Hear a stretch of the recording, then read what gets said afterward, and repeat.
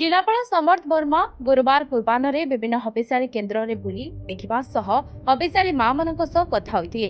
वृंदावती निवास में पहुंची जिलापाल माँ मैंने रुवा कोठरी गुड़िक और शौचालय बुली देखिते। माँ मान सुविधा असुविधा और आवश्यकता पचारि बुझते।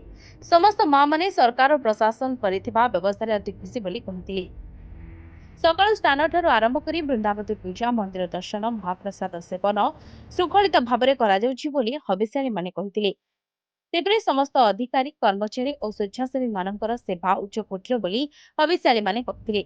जिलापाल वृंदावती निवास अक्षय पात्र बगला धर्मशाला बागेड़िया धर्मशाला बुली देखिते। स्वेच्छासेवी मानक सह जिलापाल आलोचना करने फटो उठाई।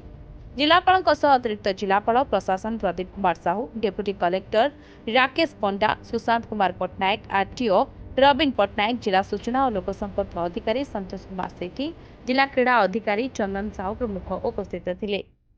पुरी विजय पट्टनायक रिपोर्ट दिनलिपि लाइव।